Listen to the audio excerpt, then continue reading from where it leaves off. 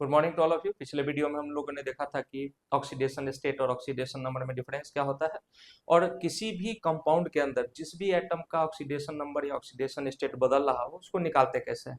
अब हम लोग बैलेंसिंग की तरफ बढ़ेंगे, लेकिन मैं आपको थोड़े अलग तरीके से ये चैप्टर पढ़ाना चाहता हूँ। कॉम्पैक्ट भी हो और कॉन्साइज भी हो और आपको बड़े बड़े अच्छे से समझ में आना चाहिए, इसलिए तो पहले हम एन फैक्टर निकालना सीखेंगे।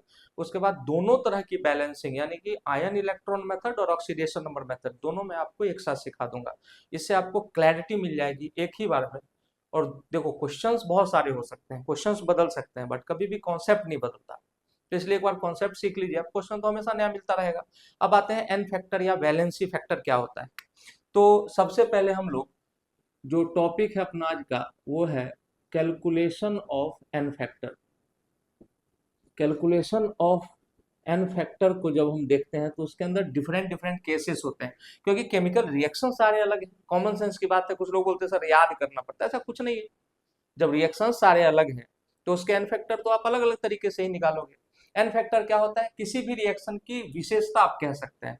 जो भी किसी रिएक्शन का पिक्यूलियरिटी होता है या यूनिकनेस होता है, that is represented in the form of n factor. बाद में इस पे और डिटेल में चर्चा होगी। पहले अभी हम लोग सिंगल सिंगल कंपाउंड के लिए निकालना सीखते हैं, पूरे रिडॉक्स के लिए नहीं, पार्ट के लिए। एक कंपाउंड के लिए निकालेंगे तो दोनों तरफ ऑक्सीडाइजिंग एजेंट और रिड्यूसिंग एजेंट दोनों का निकाल सकते हैं। देखिएगा, क्लैरिटी आ जाएगी। तो यहाँ पर हम बात कर रहे हैं केस 1 की, कि आप when only one atom when only one atom of a compound is undergoing oxidation or reduction, is undergoing oxidation और रिडक्शन। बहुत ध्यान से सुनिएगा, कई बुक्स में भी और खास तौर से गूगल बाबा के ऊपर जब आप सर्च करोगे तो आपको चीजें गलत दिखेंगी और उनके एक्सप्लेनेशन के चक्कर में नहीं पड़ना है। गूगल बहुत अच्छी चीज है, बट उसके अंदर काफी सारे एक्सप्लेनेशन गलत भी है, इस बात का ध्यान रखना है।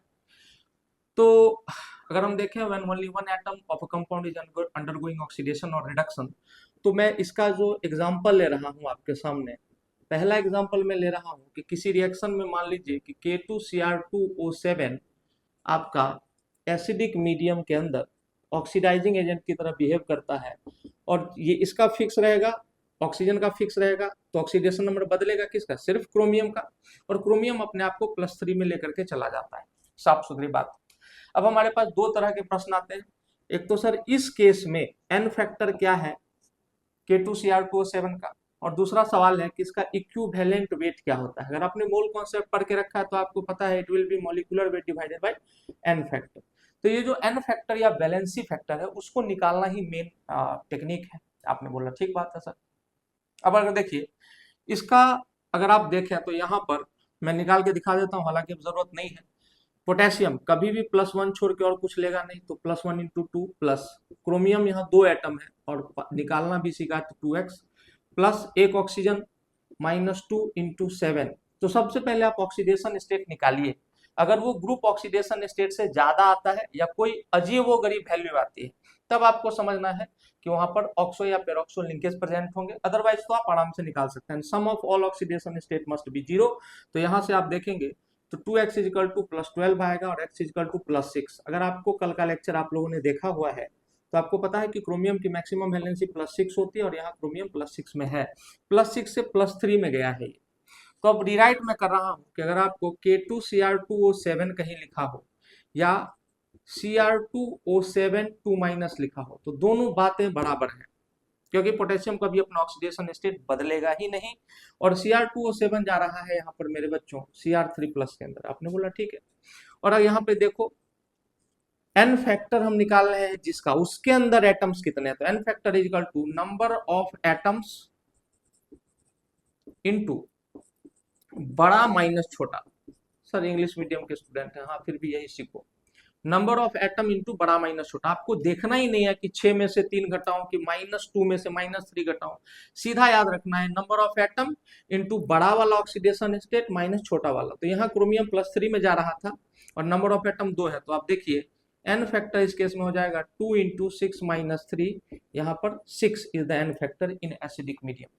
क्या सर इतनी ही बातें हैं? नहीं, इसके बारे में कुछ और बातें जानते हैं। पोटेशियम डाइक्रोमेट है, one of the best oxidising agent. Oxidising agent क्यों है?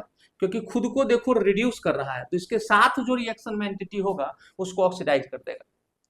The entity which is itself undergoing reduction is the oxidizing agent, and the entity which is itself undergoing oxidation is the reducing agent. जो खुद को reduce कर रहा है दूसरे को ऑक्सीडाइज कर रहा होगा, जो खुद मर रहा है दूसरे को जिंदगी दे करके जाता है, वैसा है। आपने बोला ठीक है, आगे बढ़ते हैं। क्या सर इंपॉर्टेंट बात क्या है? तो ये सिर्फ एसिडिक मीडियम में एक ऑक्सीडाइजिंग एजेंट। अगर आप देखें तो K2Cr2O7 बेसिक मीडियम के अंदर CrO4 2- में चला जाता है, क्रोमेट आयन। धीरे धीरे आप सीखेंगे। This is the ABCD of chemistry. आपको 9th में पढ़ के आना चाहिए था, जहां एक बुक आपको पढ़ने के लिए सर लोगों ने कहा होगा कि एक बुक आती है language of chemistry, written by GD Tuli, LPL Soni. आपने कहा होगा सर कौन पढ़ता है ये सब किताब? 9th में आपको जरूर आपके शिक्षक ने बोला होगा, वही सब आप दो रहे। इसका मतलब कि यहाँ पे देखिए, यहाँ पर +6 अभी अभी निकाला था, और यहाँ भी देखिए तो 2, यहाँ पर क्रोमियम एक ही एटम है, तो इसका x -2 × 4 करेंगे तो क्या होगा? -8 = -2, x = +6। इसका मतलब यहाँ इसका ऑक्सीडेशन स्टेट में कोई बदलाव नहीं हुआ है। इसका मतलब कि K2Cr2O7 is not behaving as, ये नहीं बिहेव कर रहा है as oxidising agent in basic medium. क्यों? क्योंकि इसने खुद को रिड्यूस नहीं करा क्रोमियम ने, बाकी सबका ऑक्सीडेशन स्टेट तो सेम ही था। तो बेसिक मीडियम के अंदर ये एक ऑक्सीडाइजिंग एजेंट नहीं है, ये सिर्फ और सिर्फ एसिडिक मीडियम में ही एक ऑक्सीडाइजिंग एजेंट की तरह काम करता है। लेकिन अब इसके ऊपर क्वेश्चन बड़ा अच्छा बन सकता है, क्योंकि देखो कलर चेंज होता है। कलर यहाँ K2Cr2O7 है, इसका मतलब जो निगेटिव रेडिकल है, a group of atom with a net positive or negative charge is called a radical. A group of atom with a net positive or negative charge is called a radical, जबकि a single atom with net positive or negative charge is called an ion. तो थोड़ा सा आपको specific होना होगा in chemistry. आगे बढ़ते हैं। तो अगर आप इसको देखें तो आप इसको Cr2O7 2- कह सकते हैं, और ये CrO4 2- में गया है, या K2Cr2O7 K2Cr O4 में गया है। दोनों बातें बराबर है, दोनों बात बराबर लिखा हुआ है। तो यहाँ +6 है और यहाँ भी +6 है। आपने बोला बात तो सही कह रहे हैं सर आप, लेकिन इसका कलर होता है ऑरेंज। अगर आप किताबों में देखेंगे तो आपको लिखा हुआ मिलेगा N orange floppy dichromate. Floppy, floppy मतलब थोड़ा थोड़ा जो केक होता है, या आप कह सकते हैं जो ब्रेड होती है, उसके जैसा इसका टच होता है। एन ऑरेंज फ्लपी डाइक्रोमेट, और ये कन्वर्ट हो रहा है येलो में। तो yellow to orange to yellow conversion तो हो रहा है सर, लेकिन ऑक्सीडेशन नंबर सेम है। इसका मतलब it is not behaving as oxidising agent इधर और रिड्यूसिंग एजेंट। आपने बोला ये भी अच्छी बात है सर। अब देखिए इस पे क्वेश्चन क्या पूछ सकता है, आप पॉज करके नोट डाउन कर सकते हैं। तो क्वेश्चन जो है इसके ऊपर काफी कॉन्सेप्चुअल क्वेश्चंस बनते हैं, तो हम लोग धीरे धीरे, क्योंकि हमने बोला है आपको कि जेईई नीट हो कोई भी पेपर हो, आपको और किसी लेक्चर के पास जाने की जरूरत नहीं पड़ेगी, तो नहीं पड़ेगी। जैसे मान लीजिए कि इस पे मैं एक assertion and reason based question बना दूं, तो अगर मान लीजिए एसर्शन में लिखा जाए कि K2Cr2O7 is an oxidizing agent in acidic medium, in acidic medium, और रीजन में लिख दिया जाए it changes its color due to reduction। तो देखिए एसर्शन करेक्ट है, लेकिन रीजन इसने रॉन्ग दिया है, और आप अगर थोड़ी भी जल्दबाजी करेंगे तो आपको लगेगा ऑक्सीडेशन स्टेट बदला होगा इसलिए कलर चेंज हो गया। ऐसा कुछ नहीं है। इसका जो करेक्ट रीजन होना चाहिए था वो होगा it changes its colour due to formation of different ions. चूंकि हमारा डाइक्रोमेट क्रोमेट में तब्दील हो गया है सर। डाइक्रोमेट था Cr2O7 2- जो कि अब पोटेशियम क्रोमेट में चला गया है, इसलिए इसका कलर बदला है, ना कि ऑक्सीडेशन नंबर में डिफरेंस के कारण इसका कलर बदला है। तो ये जो कॉन्सेप्ट्स हैं इसके ऊपर जेईई क्वेश्चन बनाता है, हल्का सा खेल जाएगा और आप फंस जाओगे। खैर, तो पहला एग्जाम्पल हम लोग ने कर लिया कि सर जब किसी भी कंपाउंड का सिर्फ एक एटम अपना ऑक्सीडेशन स्टेट या ऑक्सीडेशन नंबर बदल रहा हो, तो उस केस में हम कैसे फाइंड करेंगे कि एन फैक्टर क्या होगा। और अगर एन फैक्टर आपने फाइंड कर लिया तो molecular weight divided by n factor will give you what the equivalent weight of that compound in that particular reaction. क्योंकि सारे रिएक्शंस अलग अलग होते हैं तो उसके अंदर एन फैक्टर भी अलग अलग होता है उनके। अभी आपने देखा मीडियम्स, कभी एसिडिक मीडियम होगा, कभी बेसिक होगा, कभी न्यूट्रल होगा। तो फर्स्ट केस का ही एग्जाम्पल नंबर 2 में करवा रहा हूं आपको, और ये दोनों एग्जाम्पल आपको याद रखने, कुछ चीजें याद रखनी होती है फिर बाकी चीजें आप कर पाते हो। जैसे हम सबसे strongest, one of the strongest oxidizing agent which is potassium permanganate की बात करते हैं, तो ये KMnO4 लिखूं मैं या इसको MnO4-1 लिखूं, बात बराबर है, क्योंकि पोटेशियम यहाँ सिर्फ बैलेंसिंग के लिए है। क्या बैलेंस कर रहा है सर? चार्ज बैलेंस कर रहा है। मैंने आपको बोला था alkali metals and alkaline earth metals can be used as counter ions as they can never change their oxidation state. Alkali metal will always take +1 and alkaline earth metal will take +2। आपने बोला ठीक है। अगर आप इसको acidic medium में लेके जाओगे, एसिडिक मीडियम के अंदर, then it will get converted to Mn2+ मेरे बच्चों। तो यहाँ देखो +7 में मैं बार बार निकालूंगा, नहीं आपको पता है कि ऑक्सीजन का -8 और इसका +1, -7 बराबर के साइड, बराबर को साइड जाएगा, +7 बन जाएगा। तो +7 से ये +2 जा रहा है, तो इसका एन फैक्टर एसिडिक मीडियम में 5 होता है। ये कैसे आपको पता सर? ये ऑब्जर्वेशनल डेटा है, हमने ढेर सारे एक्सपेरिमेंट किए एसिडिक मीडियम में, और हर बार पोटेशियम परमैंगनेट में मैंगनीज ने +7 से +2 जाना स्वीकार किया। इसका मतलब उसका एन फैक्टर होता क्या, थोड़ा और डिटेल में बाद में देखेंगे। एक्चुअली में ये number of moles of electrons होता है जो कि एक जगह से दूसरी जगह ट्रांसफर होता है। तो एसिडिक मीडियम ऐसा था, KMnO4 बेसिक मीडियम के अंदर, परफेक्टली बेसिक मीडियम के अंदर जिसका pH 7 से ज्यादा होगा, उसके अंदर ये K2MnO4 में चला जाता है।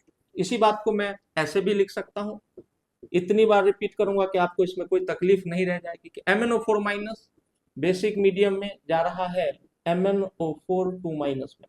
आपने कहा ठीक है, चाहे ये लिखा मिले चाहे ये लिखा मिले। तो यहां पर देखिए फिर से +7 से यहां पर देखिए +6 में गया है। कैसे पता सर? आपको देख लीजिए, x - 8 = -2, क्योंकि sum of all the oxidation state is equal to charge present on the entity. तो x = क्या हो जाएगा मेरे बच्चों? +6, और यहाँ पे है +7। इसका मतलब बेसिक मीडियम में जो KMnO4 का फैक्टर होगा वो सिर्फ 1 होगा। यानी अगर बेसिक मीडियम में KMnO4 का इक्विवेलेंट वेट निकालना हो तो मॉलिक्यूलर वेट अगर m है तो m/1 हो जाएगा, और इसका अगर एसिडिक मीडियम में निकालना हो इक्विवेलेंट वेट तो आप लिखेंगे m/5 if m is the molecular weight of potassium permanganate. अलग मीडियम अलग व्यवहार, यही तो होता है। गंगा गए तो गंगादास, जमुना गए तो जमुनादास। आपने बोला ठीक है। थर्ड में देखते हैं हम, MnO4-1 खुद को कन्वर्ट करता है MnO2 में, किस मीडियम में sir? In neutral medium. Neutral medium को कई बार फेंटली अल्कलाइन लिख देता है, हल्का सा क्षारीय, फेंटली अल्कलाइन, आपको जो याद रहे। तो यहाँ पे फिर +7 में था और ये चला गया +4 में, ये तीनों आपको याद रखना होगा। अब आप देख सकते हैं कि K2Cr2O7 जो हमने अभी पढ़ा था, potassium dichromate, only acts as oxidising agent in, या ओनली इन कौन सा मीडियम मेरे बच्चों? Acidic medium. Acidic medium. KMnO4 के लिए ये बात नहीं याद, KMnO4 acts as oxidising agent in all 3 media. Medium का प्लूरल हो जाता है मीडिया, कि चाहे मीडियम कोई सा भी हो, एसिडिक हो, बेसिक हो और न्यूट्रल हो, ये हमेशा बिहेव करेगा ऑक्सीडाइजिंग एजेंट की तरह। आपने कहा एकदम रट के रखना है बुआ, इसको भूल गए तो काम खराब है। और मैं बताता हूँ एक और ऐसा रिएजेंट है, बहुत ही कंट्रोवर्शियल, पढ़ना नहीं है अपने को, मतलब सेपरेटली नहीं पढ़ना है क्योंकि हाइड्रोजन चैप्टर में था वो और हटा दिया गया सिलेबस से। बट H2O2 जिसको हम हाइड्रोजन पेरोक्साइड कहते हैं, it can behave as oxidising agent as well as reducing agent in both medium, in acidic medium, basic medium, in acidic medium और बेसिक मीडियम। तो ऐसे भी तबाह करने वाले रिएजेंट्स अपने पास हैं जो दोनों तरह के मीडियम्स में दोनों तरह के एजेंट की तरह काम करते हैं। और ऐसे अच्छे रिएजेंट भी हैं जो बेचारे सिर्फ एक ही मीडियम ऑक्सीडाइजिंग एजेंट है, ऐसे भी हैं जो कभी रिड्यूसिंग एजेंट नहीं हो सकते हैं। कॉमन सेंस की बात है कि मैंगनीज जो है, आप याद करें अगर, तो मैंगनीज का इलेक्ट्रॉनिक कॉन्फ़िगरेशन होता है आर्गन 18 4s2 3d5। अगर मैं इसको सेल के हिसाब से लिखूं इंक्रीजिंग ऑर्डर में, तो आर्गन 18 3d5 और 4s2 होता है। तो आउटर मोस्ट में देखिए कितना इलेक्ट्रॉन है, 7 इलेक्ट्रॉन। मैंने कल आपको बोला था कि 3d और 4s की एनर्जी लगभग समान होती है, इसलिए जब 4s वाला इलेक्ट्रॉन जाता है तो 3d वाला भी उसके पीछे निकल जाता है। तो इसका मतलब है कि 7 थे और +7 में जा चुका है, तो अभी खुद को और ऑक्सीडाइज नहीं कर सकता, क्योंकि इनर इलेक्ट्रॉन्स कभी निकलेंगे नहीं। तो ये खुद को क्या करेगा, मजबूरी है इसकी, ऑलवेज रिड्यूस करेगा, चाहे मीडियम कोई सा भी हो। रिड्यूस करना मतलब अपने ऑक्सीडेशन स्टेट को कम करेगा, तो सामने वाले को ऑक्सीडेशन स्टेट को बढ़ा देगा, because whenever there is oxidation there must be reduction. तो कल हम लोग यहाँ तक चर्चा किए थे। उम्मीद करते हैं कि पहला एग्जाम्पल आपको क्लियर हुआ है, जहां एन फैक्टर हम निकाल रहे हैं ऐसे केसेस में जहां सिर्फ एक ही एलिमेंट का ऑक्सीडेशन नंबर बदलना है, एक कंपाउंड के अंदर एक का बदलना है। आपने बोला बहुत अच्छी बात है, आगे बढ़ते हैं। बहुत ध्यान से इस टॉपिक को देखिएगा।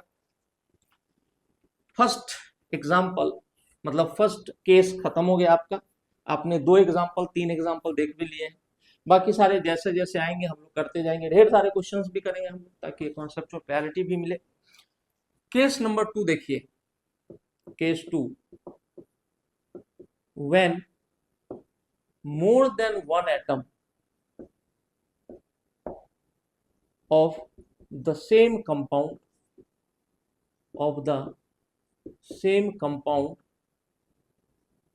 are either undergoing ऑक्सीडेशन और रिडक्शन, या तो ऑक्सीडेशन में जाएंगे या रिडक्शन में जाएंगे। जैसे सर, जैसे मान लीजिए कि FeS2 आपके पास एक कंपाउंड था और आपने प्रोडक्ट साइड में देखा कि यही सिंगल एक कंपाउंड Fe2O3 में भी कन्वर्ट हो चुका है और प्लस SO2 में भी कन्वर्ट हो चुका है। देख लीजिए, कहीं कोई दिक्कत नहीं। इसके साथ कोई रिएजेंट रहा होगा, तो ये 2 अलग अलग कंपाउंड में कन्वर्ट हो गया उसके ऑक्सीडेशन के कारण। तो आप अगर इसको देखें तो आप देख पा रहे हैं कि यहाँ FeS2 है। FeS2 मतलब आपको याद होगा कि आयरन +2 में है और सल्फर 1 में है। आयरन जो है वो +2 में है और सल्फर 1 में है। और अगर आप देखें तो यहाँ आयरन +2 से यहाँ पे +3 में जा रहा है। आपको कैसे पता सर? ऑक्सीजन 2 3 जा 6 -6 चार्ज लेगा 3 ऑक्सीजन मिलके, तो 2 ही आयरन को वो चार्ज लेना पड़ेगा। 2x - 6 = 0 करके भी आप निकाल सकते हैं। और सल्फर यहाँ पर था -2 में, किसमें था? -2 में, पूरा का पूरा सल्फर -2 में था, तो -2 से ये चला गया है +4 में। तो आप देखिए +2 से +3 ये भी ऑक्सीडेशन है, और -2 से 4 जाना ये भी ऑक्सीडेशन है। मैं थोड़ा नीचे लिख लेता हूँ, इसको रिराइट करता हूँ। FeS2 is going to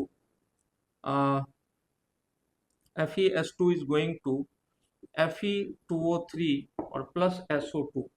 तो आपने बोला ठीक है, यहाँ आयरन +2 से +3 में जा रहा है, और जो सल्फर है वो जा रहा है किस में? -2 से यहाँ पर जा रहा है +4 के अंदर। तो आप यहाँ पर देखें तो ये भी ऑक्सीडेशन है। एन फैक्टर फॉर ऑक्सीडेशन हम लिखेंगे, और अभी अभी आपको फॉर्मूला सिखाया था, नंबर ऑफ एटम इंटू बड़का माइनस छोटका।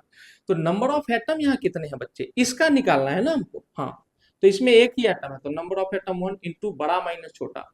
यहीं पर देखिए, बड़ा क्या है 3 और छोटा क्या है 2, तो 3 - 2 आंसर विल बी 1।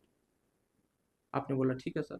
यहाँ देखो -2 से 4 जाना, क्या ये रिडक्शन है? नहीं सर, ये भी ऑक्सीडेशन है। तो एन फैक्टर यहाँ भी ऑक्सीडेशन के लिए निकालना है, और इसके लिए नंबर ऑफ एटम इंटू बड़ा माइनस छोटा। तो जिसका निकाल रहा है उसमें एटम कितने सल्फर के? 2, तो नंबर ऑफ एटम इंटू बड़ा माइनस छोटा। बड़ा क्या है? 4, और -2 छोटा है, तो ये कितना हो जाएगा? 12। आप देख सकते हैं कि हम लोग अगर इसको ऐसे क्लैरिफाई करें तो एक ही एटम का ऑक्सीडेशन देखिए, एक बार ऑक्सीडेशन हुआ है और एक बार इसी एटम का यहाँ भी ऑक्सीडेशन हुआ है।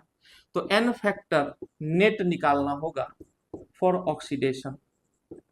आपने एन फैक्टर नेट निकाला ऑक्सीडेशन के लिए, तो आपको क्या मिल गया? 12 + 1 = 3, क्योंकि यहाँ भी ऑक्सीडेशन ही हो रहा था और यहाँ भी ऑक्सीडेशन ही हो रहा था। उम्मीद कर रहे हैं कि आपको 12 + 1 13। तो आपको यहाँ तक क्लैरिटी मिल गई होगी। उम्मीद करते हैं कि समझ में भी आ रहा होगा। एक बार आप लोग इसको बहुत आराम से देखिए, नोट डाउन करिए। तो हम लोग केस 1 देख रहे थे, अब हम लोग केस 2 देखते हैं। तो केस 2 के अंदर बहुत ही ध्यान से समझना होगा इसको आपको। This is your case 2 when more than one atom, when more than one atom from the same compound is undergoing either oxidation or reduction। तो आपने कहा कि सर ये सही बात है, यही सब चीजें हैं जो तकलीफ देती हैं, इधर ऑक्सीडेशन और रिडक्शन। कैसे आगे बढ़ें सर? तो when more than one atom from the same compound, जैसे मान लीजिए कि आयरन डाइसल्फाइड, जिसको हम आयरन पाइराइट कहते हैं, FeS2 Fe2O3 में चला जाए किसी भी रिएजेंट से रिएक्शन करके और सल्फर SO2 में चला जाए। बहुत ही ध्यान से देखिएगा। तो अगर मैं इसको रिराइट करता हूँ, थोड़ी सी जगह चाहिए ताकि आपको क्लियरली दिखे। तो Fe2O3 हो गया और SO2 हो गया। आप साफ साफ देख पा रहे हैं कि आयरन यहाँ पे generally in general cases iron +2 लेता है। और ये जो आयन है, देखो बच्चा, अगर S2- लिखा हो तो ये सल्फाइड है, जैसे सल्फाइड। बट S2 लिखा हो तो इसका नाम है डाइसल्फाइड। यानी कि एक एक सल्फर -1 लिया हुआ है, तभी तो दो सल्फर ने मिल करके -2 लिया है। बहुत जरूरी चीज। और इसी डाइसल्फाइड को हम लोग पाइराइट बोलते हैं। पाइराइट इसका मिनरल नेम है। हर चीज का एक केमिकल नेम होता है, एक मिनरल नेम होता है। तो यहाँ पर ये mineral name is pyrite and the chemical name is disulphide. तो यहाँ देखो, सल्फर दो मिलके दो माइनस लिया था, आपने बोला ठीक है, इसको भी तोड़ सकते हैं आप। इसको तोड़ेंगे तो कैसे तोड़ोगे? Fe2+, एक ही एटम था, और सल्फर को तोड़ोगे तो दो सल्फर एटम, 2 इंटू सल्फर, और एक एक सल्फर पे -1, यानी कि S2 के फॉर्म में ये था। तो प्रत्येक सल्फर पे कितना चार्ज है भैया? -1, और -1 इंटू 2 तो -2, तो ये +2 ले रहा है। यहाँ पे आपने निकाल ही लिया होगा, +3। 3 ऑक्सीजन मिलकर -6 और 2 आयरन मिलकर के उसको बैलेंस कर रहा है, तो +3, और यहाँ पे +4। अब देखें तो +2 से जा रहा है +3। तो मैंने आपको सिखाया था n फैक्टर बढ़ रहा है, ऑक्सीडेशन नंबर मतलब क्या हो रहा है? ऑक्सीडेशन। और ये मैंने सिखाया था नंबर ऑफ एटम इंटू बड़ा माइनस छोटा। तो जिसका निकाल रहे हो उसका नंबर ऑफ एटम देखो। तो आयरन का इसमें कितना नंबर ऑफ एटम है? 1 इंटू बड़ा माइनस छोटा, 3 - 2, तो आंसर क्या हो जाएगा? 1। आपने बोला ठीक है सर। अगर मैं सल्फर का देखूं तो सल्फर जा रहा था SO2 में, और ऑक्सीजन का -2 होता है, तो -2 इंटू 2 -4, तो x - 4 = 0। तो सल्फर इसमें +4 में है। जो लोग अभी भी ऑक्सीडेशन नंबर नहीं निकालना सीखे हैं, पिछला वीडियो देखिए बहुत ध्यान से। आपने बोला ठीक है। तो नंबर ऑफ एटम देखो LHS में जिसका निकाल रहे हैं, एन फैक्टर उसका कितना है? तो 2 एटम है। तो एन फैक्टर यहाँ भी हो रहा था मेरे बच्चों ऑक्सीडेशन, तो नंबर ऑफ एटम हो जाएगा 2 इंटू बड़ा माइनस छोटा। तो बड़ा हो जाएगा यहाँ पर 4 और छोटा हो जाएगा -1। अब आपको समझ में आया मैंने इतना सिंपल सा फॉर्मूला क्यों बताया? एन फैक्टर इंटू बड़ा माइनस छोटा। बड़ा ऑक्सीडेशन स्टेट इस साइड है, किस साइड है उससे आपको कोई मतलब नहीं। सीधा n factor equal to number of atom जिस तरफ का निकाल रहे हो इंटू बड़ा माइनस छोटा, आंसर हो जाएगा 10। तो आपने बोला सर ये बहुत अच्छे से समझ में आया। यहाँ पर यहाँ भी ऑक्सीडेशन हो रहा है, यहाँ भी ऑक्सीडेशन हो रहा है, तो एन फैक्टर नेट हो जाएगा ऑक्सीडेशन के लिए ही। तो 1 + 10 = 11। और अगर इस केस में पूछे आपसे कि इस पर्टिकुलर केस में जब ये कंपाउंड इन दोनों में जा रहा हो तो इक्विवेलेंट वेट ऑफ FeS2 क्या होगा? अगर FeS2 का मॉलिक्यूलर वेट m है तो m/11, यानी कि n फैक्टर। तो ये वो केस है जहां एक ही कंपाउंड के दो एटम्स ऑक्सीडेशन में जाएं एक साथ, या एक साथ रिडक्शन में जाएं, तो आप बहुत ही आसानी के साथ इस तरह के क्वेश्चंस को कर पाओगे। बहुत ही आसानी के साथ इस तरह के क्वेश्चंस को कर पाओगे। चलिए नेक्स्ट केस पे चलते हैं। नेक्स्ट केस 2 के अंदर हम लोग देख रहे थे कि जब एक ही कंपाउंड के एक से ज्यादा एटम्स अगर ऑक्सीडेशन रिडक्शन करें तो उसका क्या प्रभाव पड़ता है और एन फैक्टर कैसे निकालते हैं, थोड़ा सा यहाँ पर दिमाग को स्थिर रखने की जरूरत है। जैसे मान लीजिए हमारे पास एक एग्जांपल आया, एक FeC2O4, मान लीजिए आयरन ऑक्सलेट है। मैं साइड साइड में थोड़ी और बातें बताते चलूंगा इसके बारे में। अगर आप इसको देखें तो ये C double bond O, C2 और O4 2- में टूट जाता है। This ion is called oxalate ion, oxalate. तो अगर आप आयरन ऑक्सलेट की बात करेंगे तो इस पे C2O4 2 माइनस है, इस पूरे पे तो Fe पे क्या रहा होगा 2 प्लस, और जब ये किसी ऑक्सीडाइजिंग एजेंट के साथ रिएक्शन करता है तो it will get converted to Fe3 plus plus CO2। तो आप जैसा देख पा रहे हैं कि अगर यहाँ पर देखें हम तो C2O4 2 माइनस में 2x, यहाँ देखो आयरन का 2 plus 2x plus minus 2 into 4 is equal to 0। तो 2 plus 2x is equal to, ये इधर आ जाएगा तो क्या बन जाएगा भैया 8, तो 2x बराबर 6, तो x बराबर 3। तो यहाँ पर ये प्लस 3 से ये भी बदल लिया ना अपना ऑक्सीडेशन स्टेट, ये प्लस 4 में चला गया, CO2 में कार्बन इज इन प्लस 4, और ये प्लस 2 से किस में आ गया प्लस 3 में आ गया, यहाँ भी ऑक्सीडेशन हो गया, यहाँ भी ऑक्सीडेशन, फिर वही बात n factor is equal to number of atom into बड़ा माइनस छोटा, आंसर विल बी 1। यहाँ पर देखो n factor is equal to number of atom 2 into बड़ा माइनस छोटा 4 minus 3, answer will be 2 into 1 1, sorry 2 into 1 2। तो अब आप शायद समझ पा रहे होंगे कि यहाँ भी ऑक्सीडेशन है और यहाँ भी ऑक्सीडेशन है, n factor for oxidation, n factor for oxidation, दोनों ही केसेस में ऑक्सीडेशन हो रहा है। तो n फैक्टर नेट इस पूरे कंपाउंड के लिए क्या हो जाएगा 1 प्लस 2, आंसर विल बी 3। अब इसमें एक बड़ा यूनिक केस है, मैं इसको गुरु ज्ञान नाम से लिख करके पढ़ाता हूँ कि आपको इसको नहीं भूलना जो भी पढ़ने वाले हैं। जैसे मान लीजिए कि कभी MnO4 माइनस 1 ऐसा लिखा हो कि twice Mn2 plus plus Mn6 में चला जाता हो प्लस 6 में, ये सर क्या बात कर रहे हैं। अब देखो यहाँ हम लोग बार बार कर रहे हैं टोटल नंबर ऑफ एटम्स जिसका निकालना है इनटू बड़ा माइनस छोटा, लेकिन यहाँ क्या हुआ है कि 3 मोल परमैंगनेट आयन था, उसमें से 2 मोल गया है प्लस 2 में और 1 मोल चला गया प्लस 6 में। ये सबसे इंपॉर्टेंट केस है VBI, नींद में भी आपको ये याद रखना है। देखिए इसमें क्या है, अब 3 में से 2 ही मोल गया प्लस 2 में, तीनों के तीनों तो गए नहीं, और 1 मोल चला गया प्लस 6 में। हाँ, यहाँ पर था Mn प्लस 7 में और प्लस 7 से जा रहा है ये प्लस 2 और ये जा रहा है प्लस 6 में, तो इसके लिए n फैक्टर की वैल्यू क्या होगी, तो इधर का 3 मैंगनीज है तो 3 से मल्टीप्लाई नहीं करोगे क्योंकि तीनों का चेंज थोड़े हुआ है प्लस 2 में, 3 में से 2 गया प्लस 2 में, तो n फैक्टर के लिए नंबर ऑफ एटम तो अब राइट साइड वाला लेना पड़ता है। This is the only case where you have to be cautious, थोड़ा सा आपको सजग रहना पड़ेगा। तो नंबर ऑफ एटम 2 इंटू बड़ा माइनस छोटा, तो 7 माइनस अभी भी 2, तो आंसर बिल भी क्या हो जाएगा 10, 5 इंटू 2 10। और यहाँ पर देखिए एक एटम गया प्लस 6 में, तो n factor is equal to number of atom मेरे बच्चों, तो 3 में से 2 यहाँ गया तो एक ही बचा, तो 1 into 7 minus 6 is equal to 1। तो यहाँ पर आप देख लीजिए कि 2 एटम के लिए हम लोगों ने अलग से निकाला है और 3 एटम के लिए अलग से निकाला है, लेकिन यहाँ पर जो फॉर्मूला होगा कि भैया यहाँ पर n फैक्टर नेट का जो फॉर्मूला होगा वो होगा n factor 1 plus n factor 2 divided by total number of moles. मैं फिर से आपसे गुजारिश करता हूं कि ये वाला जो केस है इसको आप बहुत ध्यान से समझें। MnO4 माइनस किसी ऐसे रिएजेंट के साथ रिएक्शन किया होगा जो यहाँ पर MnCl2 बना दिया होगा और यहाँ पर Mn2SO4 ऐसा कुछ बना दिया होगा 2 मोल। तो आपको ये समझना पड़ेगा कि Mn प्लस 6 में जा रहा है, Mn प्लस 2 में जा रहा है, 3 मोल में से 2 मोल अलग बट गया, 1 मोल अलग चला गया। इसलिए यहाँ पर फॉर्मूला में चूंकि n फैक्टर एक सिंगल एटम के लिए निकाला जाता है तो हम लोग, मैं ऐसे क्वेश्चन कराऊंगा, इसके क्वेश्चन कराऊंगा और ज्यादा समझ में आएगा, लेकिन इसका जो फॉर्मूला होगा तो इसका n फैक्टर क्या निकालोगे, n फैक्टर 1 प्लस 2 करेंगे तो कितना हो जाएगा 10 प्लस 1 11 और divided by total number of moles कितना हो जाएगा मेरे बच्चों, तो 3 मोल आप लेकर के चले थे। तो n factor for permanganate in this case is equal to 11/3 and if you are asked the equivalent weight, तो इक्विवेलेंट वेट हो जाएगा molecular weight divided by n factor. बहुत ही प्यार से मॉलिक्यूलर वेट मान लीजिए m है डिवाइडेड बाय 11/3, 3 चला जाएगा ऊपर, 3m/11 will be the answer for equivalent weight. ये सेकेंड केस का एक ऐसा पार्ट है जो अगर पूछ दिया जाता है, ये जनरली जेईई में आता है, नीट में इस तरह के केसेस नहीं पूछे जाते, लेकिन अगर पूछ भी दिए तो क्या ही दिक्कत है।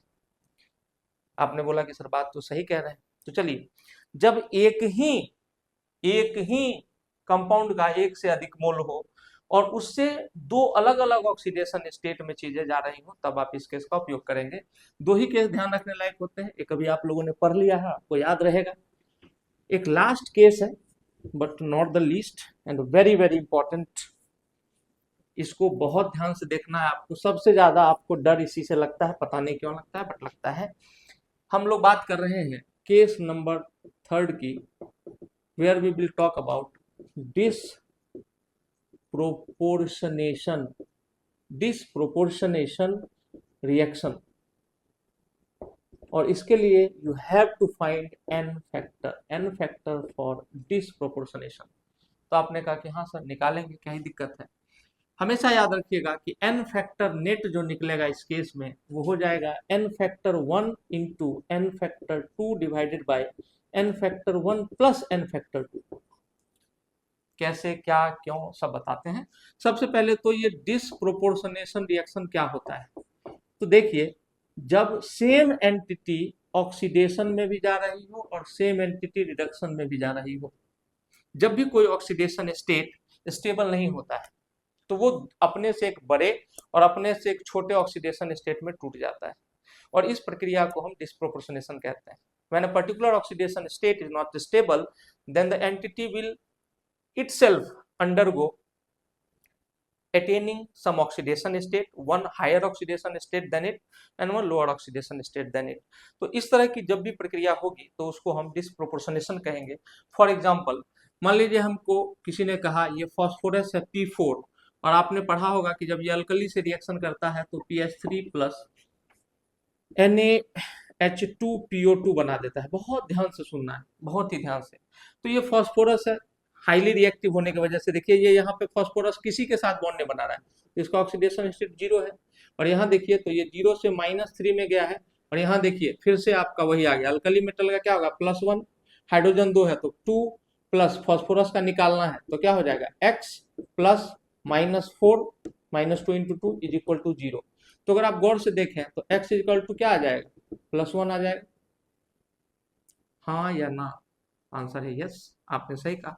तो देखिए 0 से एक बड़ा ऑक्सीडेशन स्टेट +1, तो यहाँ फास्फोरस +1 में है, और 0 से एक छोटा ऑक्सीडेशन स्टेट, क्योंकि 3 हाइड्रोजन मिलकर +3 लेगा तो फास्फोरस को -3 लेना पड़ेगा। बहुत ध्यान से देखिएगा, इस तरह के केसेस को हम डिसप्रोपोर्शनेशन कहते हैं।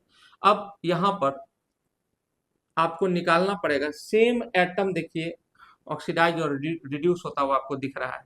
आपने बोला कि बात तो सही है सर, तो अगर हम यहाँ पर निकालें तो एन फैक्टर क्या हो जाएगा, नंबर ऑफ एटम 4 दिख रहे हैं, 4 इंटू बड़ा माइनस छोटा, तो अब की बार बड़ा 0 है और छोटा -3 है, तो आंसर हो जाएगा 12। आपने बोला ठीक है।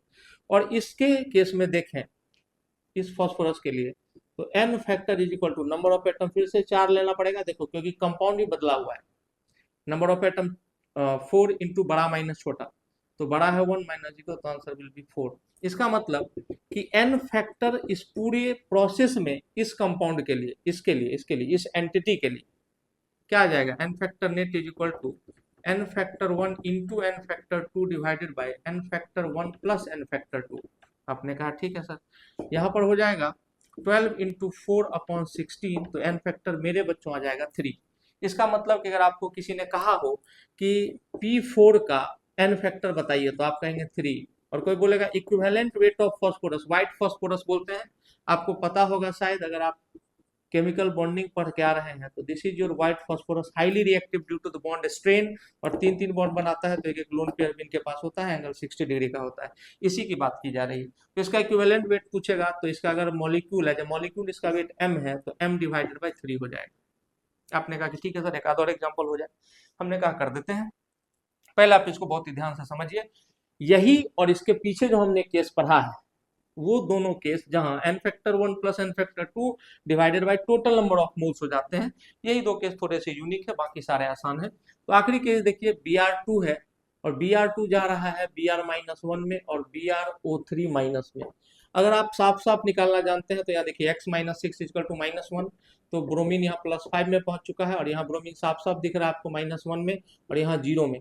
तो 0 से एक छोटा ऑक्सीडेशन स्टेट और 0 से एक बड़ा oxidation state means the case is of disproportionation.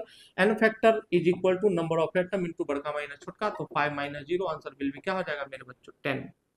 और यहाँ पर हो जाएगा n factor is equal to number of atom 2 into बड़ा माइनस छोटा 0 -1, तो आंसर विल बी 2। तो आपका जो एन फैक्टर नेट होगा किसके लिए, Br2 के लिए, वो होगा 10 इंटू 2 डिवाइडेड बाई 10 प्लस 2 तो 20/12 एंड 5/3। इसका मतलब कि आपसे इक्विवेलेंट वेट पूछा जाएगा तो मॉलिक्यूलर वेट अगर m है ब्रोमीन Br2 के लिए, तो ये डिवाइडेड बाय 5/3 हो जाएगा। इसका मतलब 3m/5 will be your answer. तो इस तरह से आप एन फैक्टर्स निकाल सकते हैं डिफरेंट डिफरेंट केसेस के अंदर। हम लोगों ने बार बार कहा आपसे, इसके अलावा सर कितने रूल हैं? 4 केसेस हैं। चौथा केस क्या है सर? बहुत आसान है, एकदम रट के रखना है, दिमाग में घोल लीजिए इसको। in any of the cases if any of the cases if n factor for oxidation and n factor किसके लिए? n factor for reduction are same. चाहे केस बच्चों कोई सा भी हो, केस 1 हो कि 2 हो कि 3 हो कि दुनिया का और कोई केस हो, अगर उसमें एन फैक्टर का ऑक्सीडेशन मतलब ऑक्सीडेशन का एन फैक्टर और एन फैक्टर फॉर रिडक्शन अगर सेम आता है, then that n factor alone will be the answer. आपको कोई भी इस पर परफॉर्म करने की जरूरत नहीं, आपको उस पर कोई भी मैथमेटिकल ऑपरेशन परफॉर्म करने की जरूरत नहीं है, आपको कोई भी परफॉर्म करने की जरूरत नहीं है। यहाँ यहीं पर देख लो, अगर मैं यहाँ पर एन फैक्टर निकालता और इसका एन फैक्टर 2 आया और इसका भी एन फैक्टर 2 आता, तो मैं बोलता कि इसका एन फैक्टर 2 ही रहेगा, इसके साथ कोई आपको ऑपरेशन परफॉर्म नहीं करना है। बेसिकली केमिस्ट्री के अनुसार इसका मतलब होता है कि जितने इलेक्ट्रॉन्स एक एंटिटी ने दिए होंगे उतने ही इलेक्ट्रॉन दूसरे एंटिटी को मिल गए, मतलब किसी का कोई लॉस नहीं हुआ है। जैसे चलो एक और ट्राई करते हैं, अपने पास समय भी है और यहाँ आजादी है, जो भी चाहूँ मैं पढ़ा सकता हूँ, जितना चाहूँ उतना पढ़ा सकता हूँ। तो देखो जरा, इसको आप नोट डाउन कर लेंगे। अगर आप रिलीजियसली पढ़ रहे हैं तो आपको किसी किताब किसी के पास जाने की जरूरत नहीं है, इसके बाद डायरेक्ट आप क्वेश्चन सॉल्व करना शुरू कर सकते हैं। जैसे मैं अगर बात करूं यहाँ पर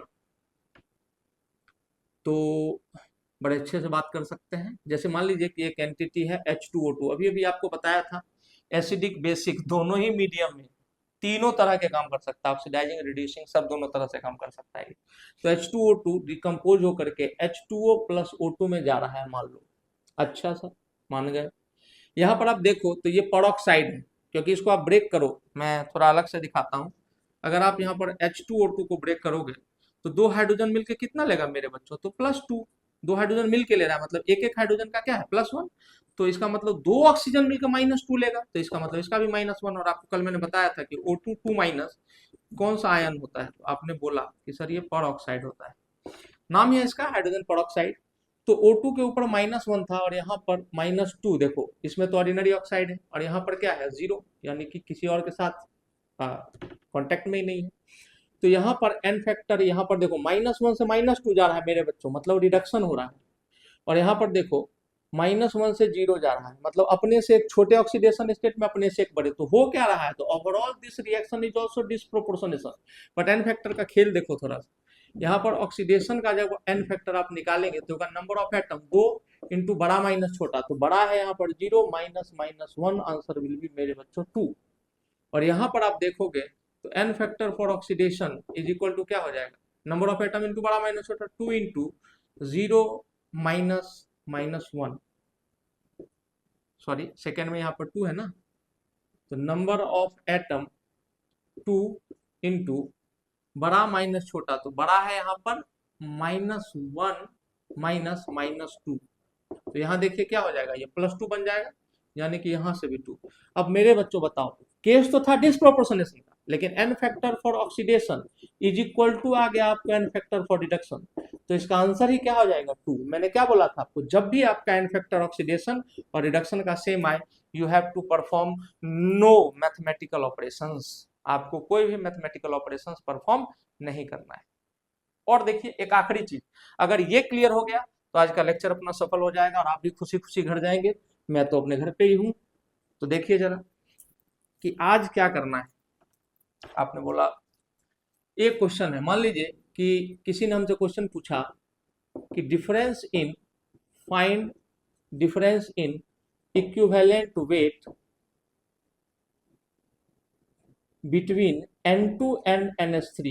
आपको N2 और NH3 के इक्विवेलेंट वेट का डिफरेंस चाहिए in the following reaction, in the following case, क्या आपको इस केस में चाहिए।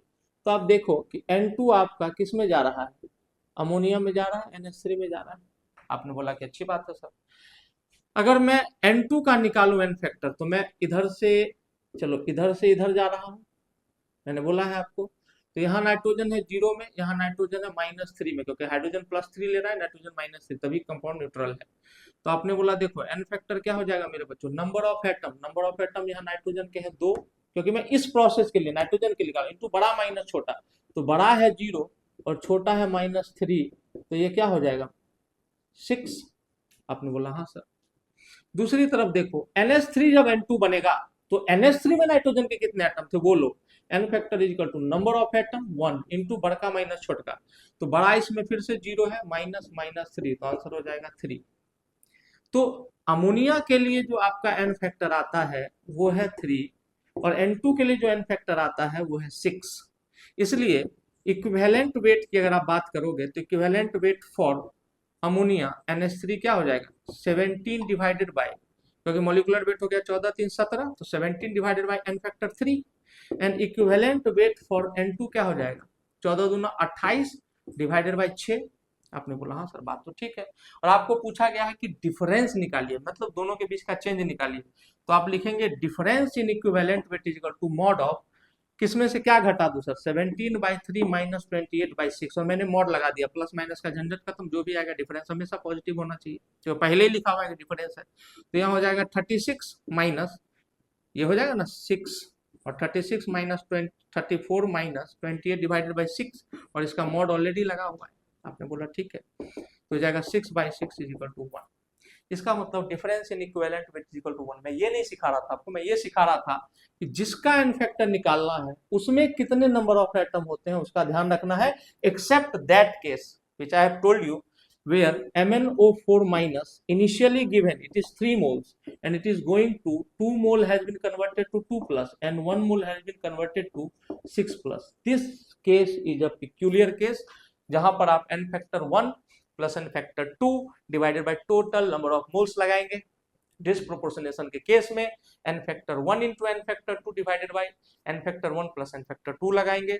बाकी के केसेस बहुत आसान है, जहां नंबर ऑफ एटम इंटू बड़का माइनस छोटका। आपको याद होगा शायद कि मैं एकदम सिंपल रखूं, पढ़ाई को एकदम सिंपल रखना है, उसमें कोई इफ बट कोई अंग्रेजी का कोई जगह नहीं। और अगर आप ये दोनों चीज पढ़ चुके हैं तो हम लोग अब बैलेंसिंग सीख सकते हैं। अगर आपने पहला और अभी वाला लेक्चर पढ़ लिया है तो अब हम नेक्स्ट लेक्चर में बैलेंसिंग सीख रहे होंगे और बहुत ज्यादा मजा आने वाला है। ठीक है, थैंक यू, मजे करो, खूब बढ़िया से पढ़ाई करो।